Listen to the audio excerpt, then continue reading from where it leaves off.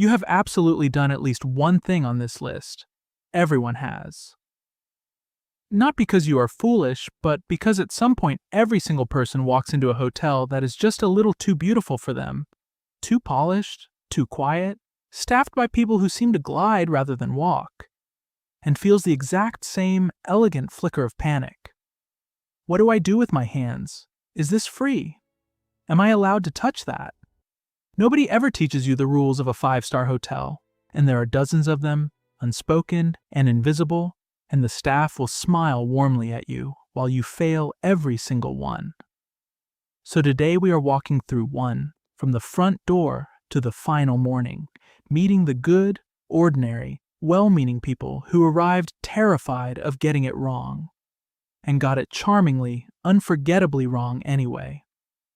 Stay to the very end, because by the last morning, one of them finally stopped pretending and quietly worked out the only secret that actually matters. Nobody is born knowing which fork to use. So let's start at the very beginning, the front door, which is almost always where the trouble starts. 1. The struggle over the suitcase had been going on for the better part of a minute before either man was willing to admit it was happening. Let's back up. Harold and June, both in their 60s, had saved for 3 years for this anniversary. A real 5-star hotel, the kind they had spent a lifetime only driving past. And they arrived absolutely determined to do it right. The trouble was the doorman. He reached warmly for their suitcase, the way doormen do. And Harold, who had carried his own bags his entire life and could not fathom a universe in which a stranger did it for him, held on. What followed was a slow, courteous, deeply awkward tug of war on the front steps. Both men smiling, neither letting go, each murmuring reassurances, "Oh, I've got it. Please allow me, sir," while the suitcase hung in the air between them like a small, disputed territory. Then came the second crisis, which was the tip. Harold did not know whether you tipped a doorman, or when, or how much, so he attempted to do it in secret, folding a bill into a tiny square and pressing it into the man's palm mid-handshake, like a spy passing a state secret. He tipped him again at the elevator, just to be safe. He would spend the rest of the afternoon quietly convinced he had either insulted the man or underpaid him, and possibly both. June watched all of this and patted his arm. "They do this for everyone," she whispered.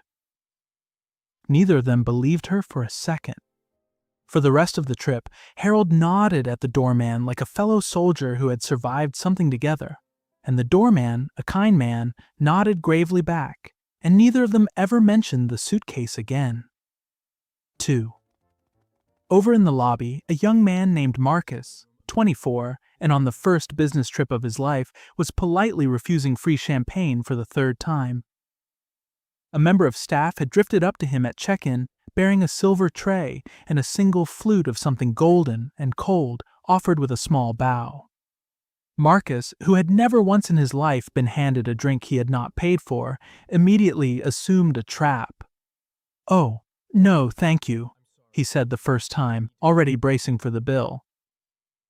The staff member, entirely unbothered, gently explained that it was a complimentary welcome drink. Marcus heard the word complimentary, did not fully trust it, and said he was fine, honestly. The tray withdrew. Then it came back, because a good hotel does not surrender easily, and this time Marcus, cornered by pure kindness, tried to pay for it, reaching for his wallet, asking how much, attempting to hand a card to a man holding a tray. It took a third, remarkably patient explanation before Marcus accepted that the drink was simply his, that it cost nothing, that this was a thing that happened to people here now. He held the glass as though it were evidence. He did not take a sip for a good 20 minutes, quietly certain that the instant he did, a charge would appear. Somewhere in the back of his mind, it still might. He asked the front desk about it again at checkout just to be sure. They assured him, once more, that it had been free. He tipped them, quietly, for the reassurance. 3. Gerald, 53, a practical man who took genuine pride in being good with things, walked into his suite, set down his bag, and was quietly, comprehensively defeated by the room. It began with the lights. There was no switch. There was a panel, a smooth, glowing rectangle of little symbols that meant absolutely nothing. And Gerald pressed all of them in sequence, achieving only a slow cycle through romantic, reading, and total darkness, twice. Tell me honestly, have you ever lost a real, sweating argument with a hotel light switch, alone, late at night, far too proud to call anyone for help? Gerald had. The curtains came next. Some button, somewhere, hauled them open at 3 a.m, onto a city he had not intended to surprise. The bathroom held a toilet with more controls than his first car, one of which he pressed by accident, producing a result he would decline forever to describe. And at the very peak of the battle, thoroughly beaten, he lifted the telephone to call the front desk for help locating the light, and could not work out which button dialed the desk, and so reached in swift succession room service, housekeeping, and a sleeping guest 2 floors down. He eventually slept with every light in the suite blazing because he could not turn them off, and told himself firmly that it was for security. The room had won. Gerald checked out 4 days later, having never once, in 100 attempts, figured out the curtains. On his last morning, beaten but dignified, he left the housekeeping team a note thanking them for a very comfortable room and asking, with enormous politeness, whether someone might explain how the lights actually worked. 4. A table of 4 friends, all in their 30s, had booked the hotel's tasting menu to celebrate a promotion, and had not fully appreciated, until they sat down, that a tasting menu is less a dinner and more a formal examination. The trouble began with the cutlery. Arrayed before each of them were more forks than a person has reasons to own, marching in descending sizes, with no instructions attached whatsoever. So they watched one another. They developed a system. Nobody touched anything until someone braver committed, at which point everyone copied that person, which worked beautifully right up until the brave one turned out to be guessing too, and quietly led the entire table into eating a delicate fish course with a dessert spoon. Then came the amuse-bouche, a single architectural bite that the waiter described in an entire paragraph, which one friend, badly misunderstanding, attempted to save for later. The wine ritual finished them off completely. The swirling, the sniffing, the small approving nod. One of them handed the bottle to approve, panicked entirely, and gave it a thumbs up. They laughed about it, eventually. The specific way you laugh at something while it is still actively happening to you. And here is the quiet truth of that table. Every server in that restaurant had watched all of it 1,000 times before, and not a single one of them cared in the slightest. Nobody is born knowing which fork to use. The 4 of them left having used, statistically, every wrong one available, and had the best night of their entire year doing it. Out in the public rooms, the panic is loud and shared, and easy to laugh off together.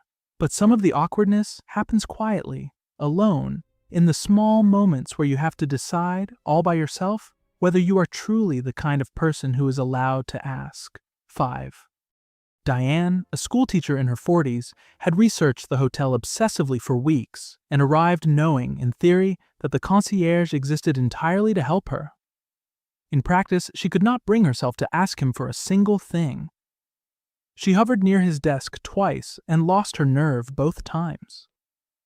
When she finally approached, she over-apologized simply for existing, framed an extremely modest request, 1 dinner reservation, as an enormous and unforgivable imposition, and thanked him roughly 6 times, which she experienced as good manners and he experienced as a small, endearing puzzle. What Diane never once allowed herself to discover is that a concierge, a real one, lives for precisely the request she was too shy to make.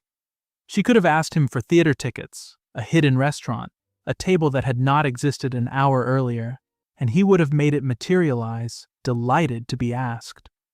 Instead, she Googled everything herself, late at night, hunched over her phone, purely to avoid troubling the professional standing 40 feet away whose entire reason for being there was to be troubled. On her final day, she worked up the courage to ask him where she might find a pharmacy. He walked her there himself, personally, thrilled to at last be useful. She apologized the entire way.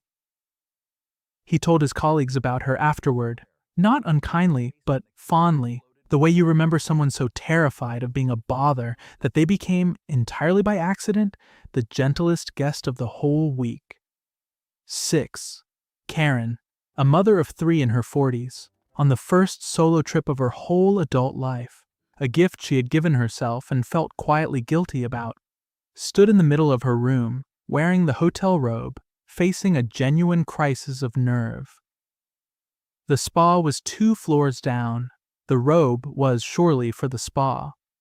But the route to the spa ran directly through one corner of the lobby, and Karen could not for the life of her determine whether walking through a 5-star lobby in a bathrobe made her a confident woman of the world or a lunatic wandering about in her pajamas. Be honest with me here. Would you have risked the lobby? Karen changed back into real clothes to walk down, then back into the robe in the spa changing room, then agonized at length over whether the slippers too were for wearing or for taking. She tipped the spa attendant, then worried she had tipped incorrectly, then tipped again. A running theme among first-timers, who will always rather overpay than commit the terrible unknown sin of underpaying. She had a wonderful, deeply relaxing afternoon, threaded from start to finish with a soft background hum of not being entirely sure she was doing it right. She kept the slippers. To this day, she does not know if she was allowed to. She wore them home on the plane. She wears them still. 7. At breakfast, a father named Paul hovered at the edge of the buffet like a man approaching a border he was not certain he was cleared to cross. The spread was magnificent and free, included in the room, the literal definition of already paid for.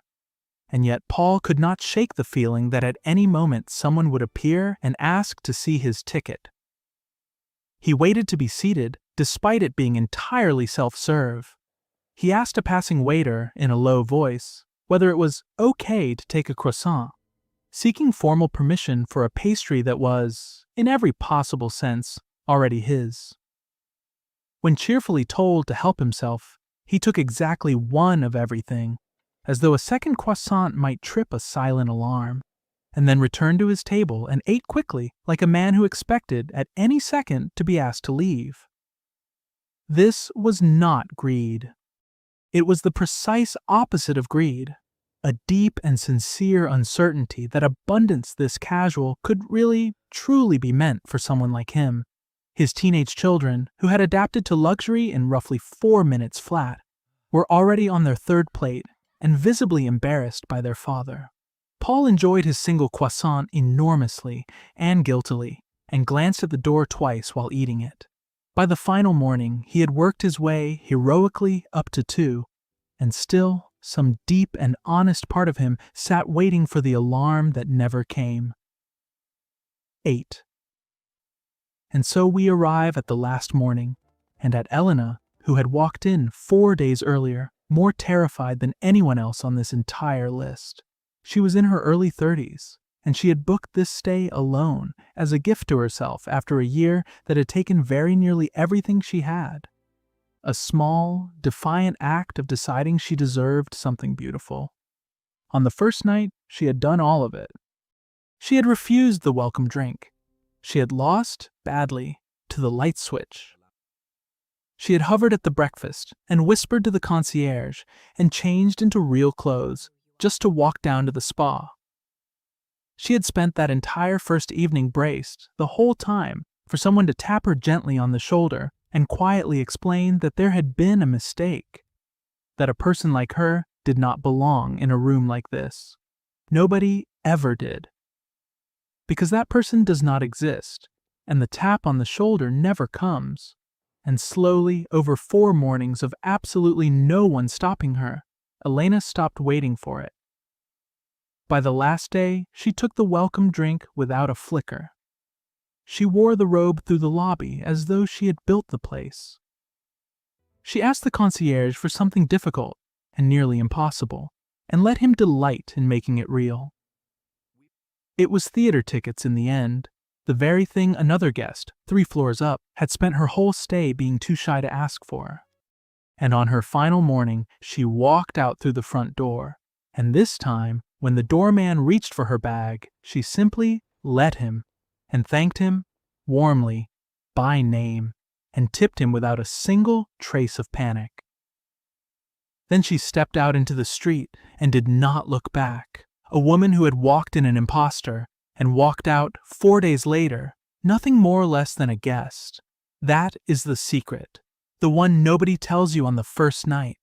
Nobody is born knowing which fork to use. Everybody learns. And everybody, absolutely everybody, belongs in a place like this. The only real trick is being the last one to find out. So, yes, you have done at least one of these. The secret tip you slipped across like a spy. The free drink you were certain would cost you. The light switch that beat you in a fair fight. The croissant you asked permission to eat. And now that you have watched 8 complete strangers do the exact same things, here is the part worth keeping. The awkwardness was never a sign that you didn't belong. It was proof that you had walked into somewhere new, somewhere better than yesterday, and simply hadn't had time yet to learn its small, silly, invisible rules. That feeling is not embarrassment. That is the feeling of your whole life getting a little bit bigger. So tell me, honestly, down in the comments, what is the most awkward thing you did the first time you found yourself somewhere far too nice for you? Confess it. Every last one of us is down here with you. And if you'd like to keep walking into rooms you are secretly convinced you are not allowed in, right up until the morning you simply are, then stay with us. And take the welcome drink. It really is free.